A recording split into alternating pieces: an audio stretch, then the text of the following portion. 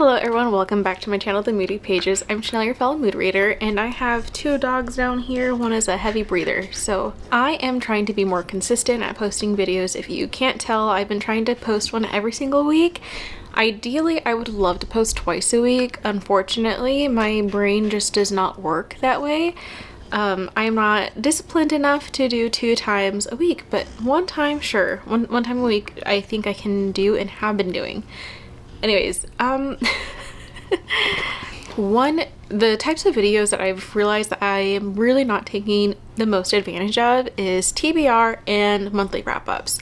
Those are like easy bust out content ones, and to be honest, I love watching people's TBR videos. I don't like making TBR videos because I never stick to them. And maybe that's the case for everyone else and I just don't realize it in their monthly reading wrap-up, but I don't like filming something and then never actually committing to it. So I don't think I'm going to be participating in TBR videos unless I am trying to really hold myself accountable. Anyways, but what I can do is tell you about the books I read in January, and hopefully this will also help me stay accountable on finishing books before the end of the month. Dude, how do you breathe so heavy?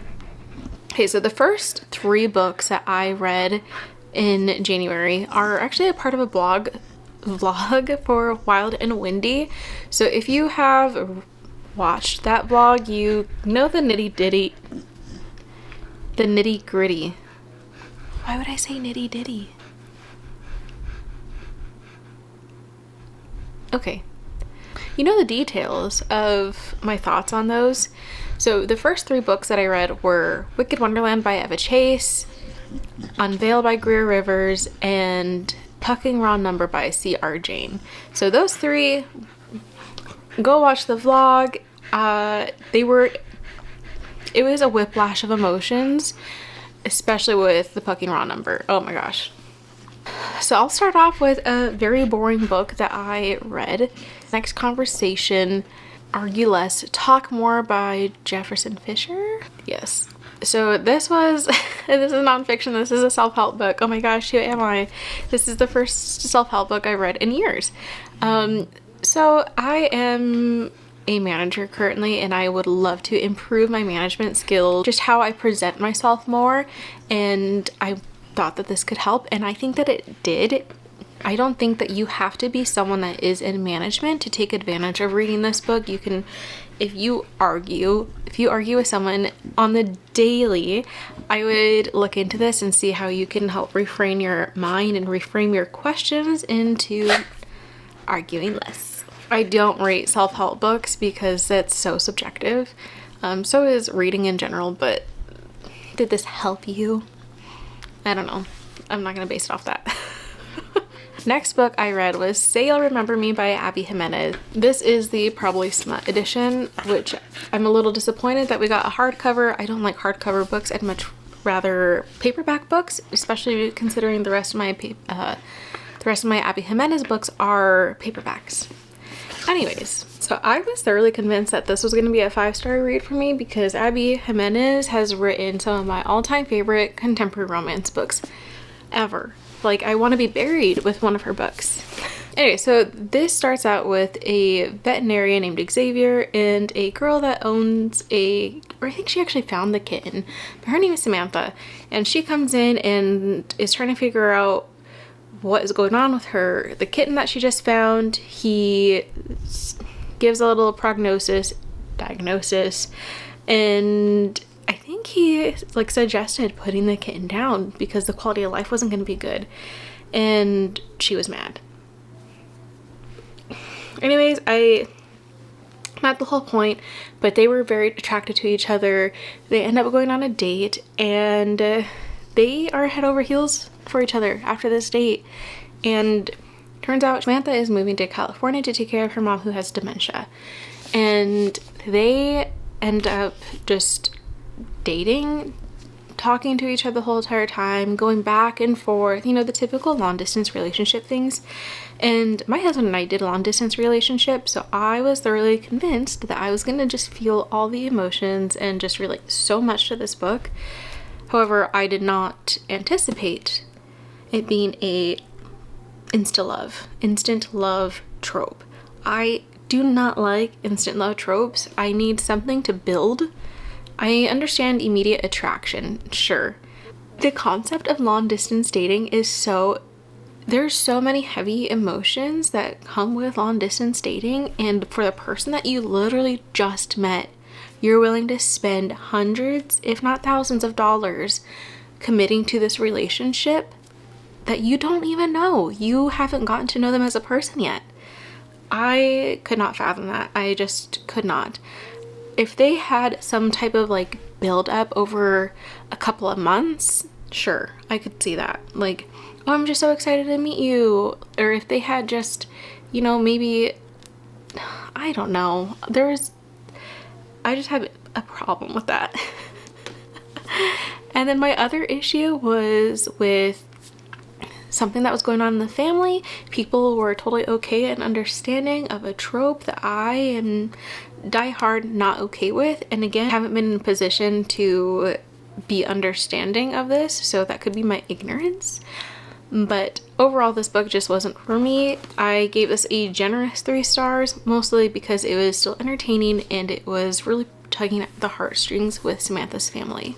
The next book I read was Fallen City by Adrienne Young. This was not on my radar to read at all. I've heard of it, never planned to read it. It just didn't catch my eye. I wanted to sign up for the Bookish box subscription. I already have Darkly, but I wanted to do the Bookish because they are doing Metal Slinger in March. And have I read Metal Slinger? No, but I wanted their edition of Metal Slinger. So I signed up for Bookish. And in order to sign up, you had to subscribe to that month's book.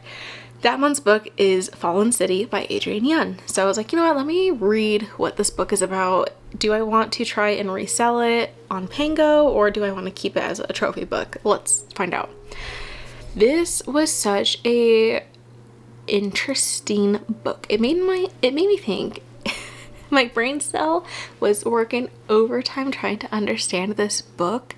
There was just a lot of political intrigue in here. We have 2 families, Matthias and Casperia. That's their last names. 2 families that are very high up there in this political realm. Magistrates, I believe that they're called.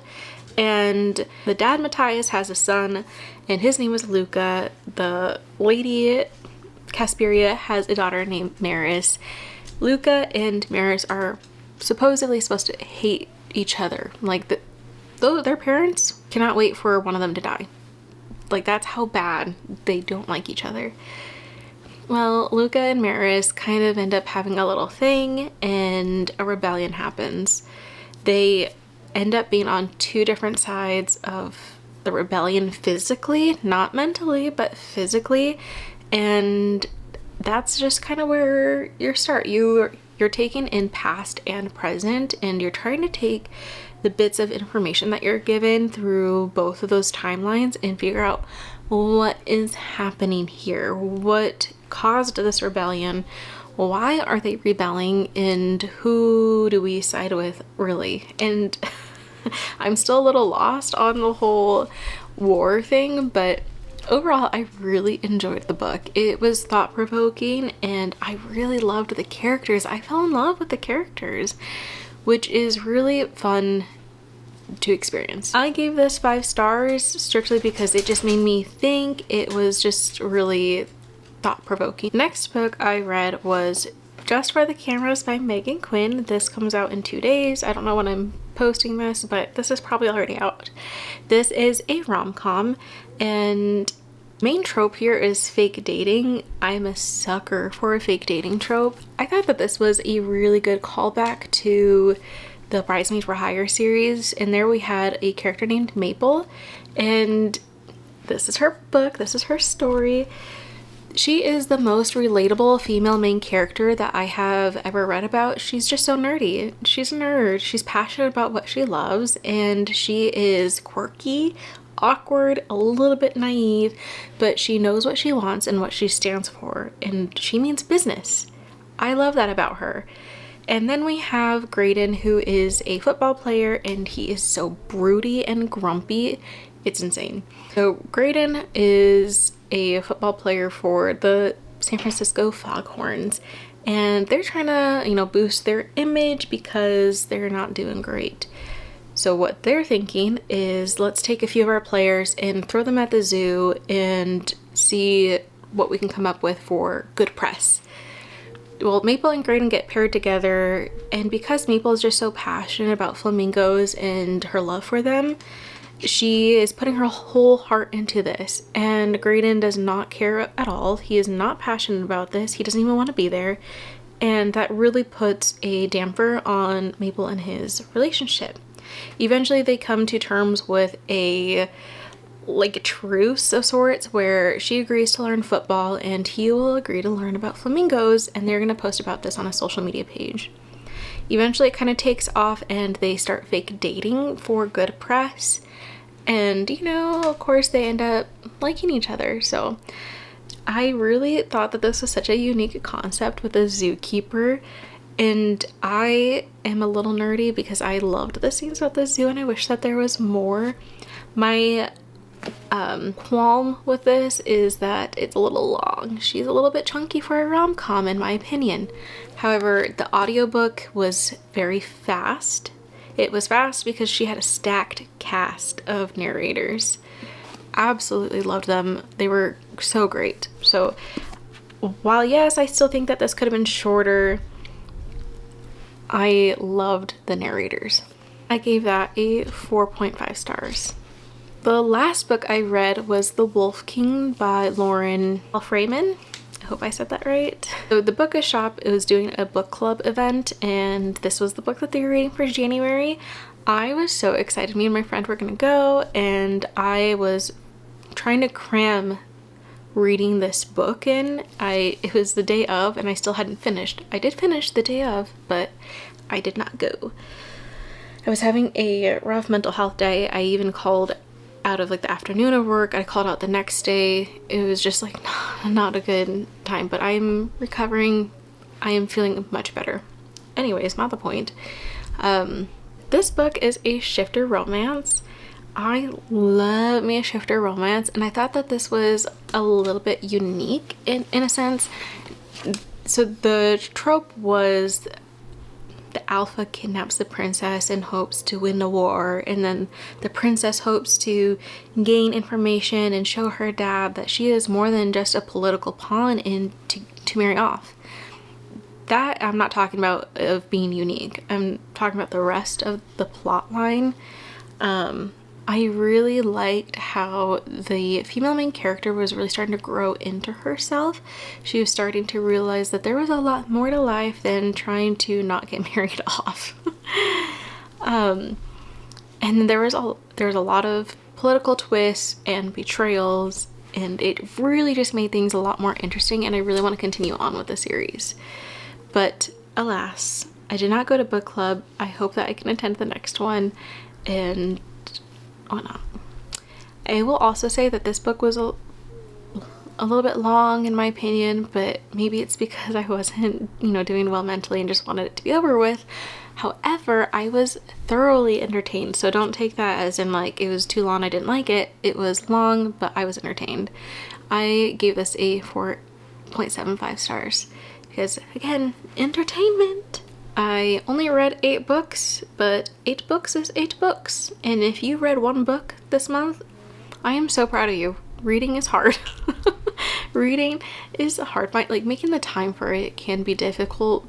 Whether you read 1 book or if you read 15 books or more books than that or less, you are a reader and I am proud of you. I hope you take care of your mental health. Let me know if you've read any of these books. What books have you read this month that you've liked or disliked? I would love to know what you've liked or disliked. Maybe even disliked more than liked. Alright, I'll see you guys in my next video. Bye!